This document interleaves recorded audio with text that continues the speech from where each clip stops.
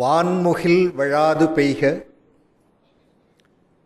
மலிவளம் சுரக்க, மன்னன் கோன்முறை அரசு செய்க, குறைவிலாது உயிர்கள் வாழ்க, நான்மறை அறங்களோங்க, நற்றவம் வேள்வி மல்க, மேன்மைகொள் சைவ நீதி விளங்குக உலகமெல்லாம்.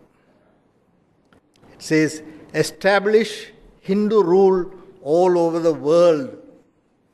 மேன்மைகொள் சைவ நீதி விளங்குக உலகமெல்லாம்.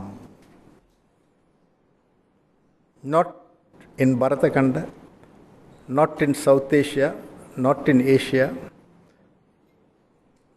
Africa, Europe, Australia, North America, South America. Establish Hindu rule everywhere, not because we want to be aggressive, but because civilization, human civilization, requires Hindu thoughts basically. Not because we want to conquer, not because we want to reach and enslave people, but we want to make people follow the Dharma. Make all human beings follow the Dharma. I am from Sri Lanka. Sri Lanka is a Hindu country for the last 10,000 years or more. As the history of the Hinduism or Hindu thoughts in Sri Lanka is as old as in the other parts of the Bharatkhanda. When Buddha visited Sri Lanka, he was able to preach his principles. Which day did he choose to visit Sri Lanka? On the day Hindus were celebrating the birth of Muruga, their god. It was Thai Pusam or Pusa month. All of you know Pusa month. The full moon day of Pusa is the day we celebrate, we pray for, we conduct pujas for Skanda or Muruga. Buddha visited Sri Lanka on that day. It is recorded. So when Buddha visited, Hinduism was there. It is unfortunate that I have to speak.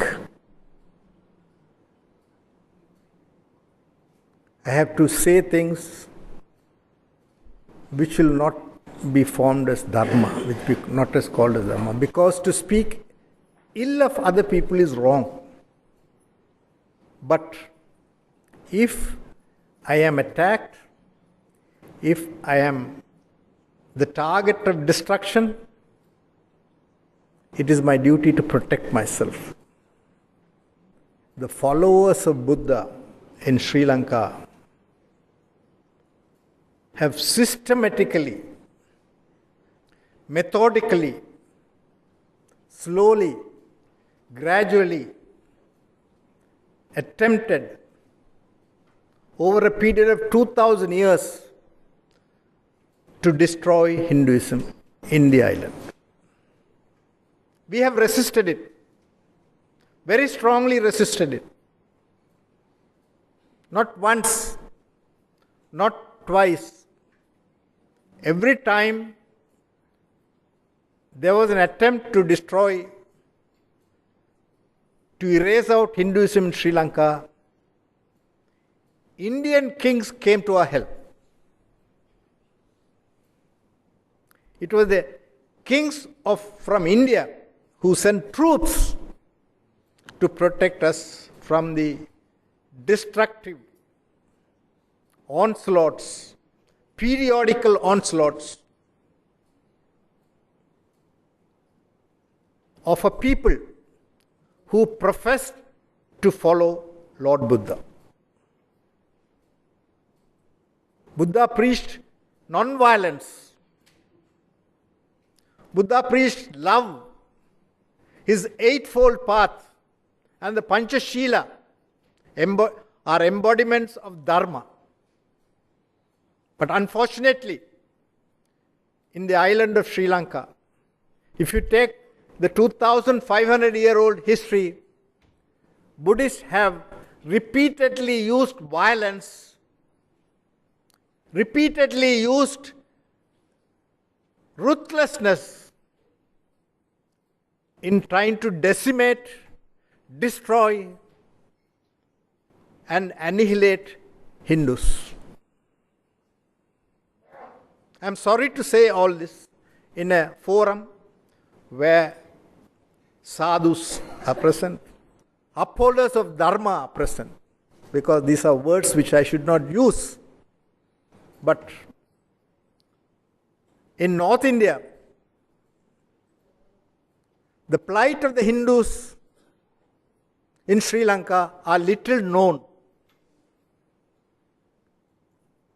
You hear more about problems in Pakistan, you are overwhelmed.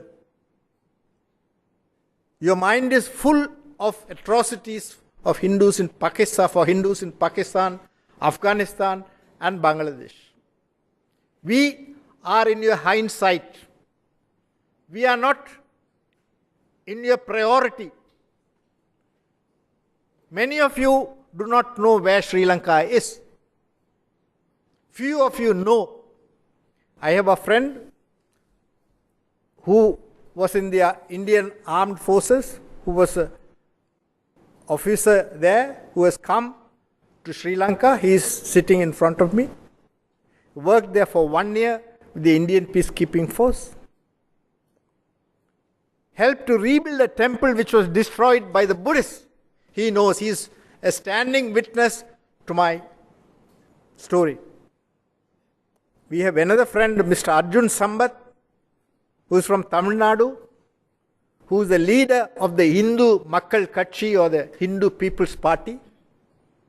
He and a team of 5 or 6 of his party members visited Sri Lanka, saw for themselves what has happened during the last 60 years since independence from the British in 1948. We have another friend who spoke in this dais as the first speaker. He visits Sri Lanka very frequently. He is a lawyer from North Malabar. I am telling you all this because they are eyewitnesses to genocidal efforts by the Buddhists in Sri Lanka against the Hindus. They are eyewitnesses. They have seen for themselves. They have seen the sufferings we are undergoing. At the tail end of this human civilized effort, we are the receivers. My generation continue to receive what my forefathers have received from the majoritarian Buddhists. I was very reluctant to come to Goa, I will tell you. Because history of Sri Lankan Hinduism is related to Goa. The last Hindu king who ruled over Sri Lanka, Hindu Sri Lanka, who punished those people who were converted to Christianity during the Portuguese rule, was arrested by the Portuguese. He was brought to Goa. He and his family was brought to Goa. His military officials were brought to Goa. They were all hung here by the Portuguese. So I was reluctant to come to a place where my forefathers were hung. My revered Hindu king was hung. But I still made up my mind to come because your invitation, you are asking me to come, is not to further that process of hanging, but to redeem us from this process. You said Jakradai. Jakradai in Tamil we say arise. Beware and arise. Be careful and arise. So when it is Jana Jagruti, beware and arise.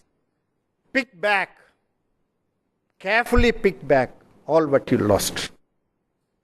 I was so pleased when you invited me to come. And when I was told my colleague from Bangladesh is coming, my colleagues from Nepal are coming, I was doubly pleased. I am missing colleagues from Pakistan and Afghanistan. They are also equally suffering, I am telling you. We have a duty to go and protect them. I am only reminded of the lines, establish Hindu Dharma all over the globe. In Tamil they sung. Not because we want to be aggressive, but because we want to prevent barbaric, uncivilized terrorism which inflicts unaccountable amount of destruction. What we are facing today in Sri Lanka, known exposition of violence to annihilate Hinduism. They know very well what they are doing is wrong, is against Buddhism, but they are doing it. Well, if I tell you that we were 16% of the population in 1981, we are only 12% now. In 20 years, if you would have had natural increase, would have, even with family planning, we should have sustained our population, sustained the level of proportion between Buddhists, Muslims, Christians and Hindus. We have a reduced group of people. Proportionately, we have lost ground. Not only the population, we had 25,000 square kilometers of Hindu homeland in Sri Lanka.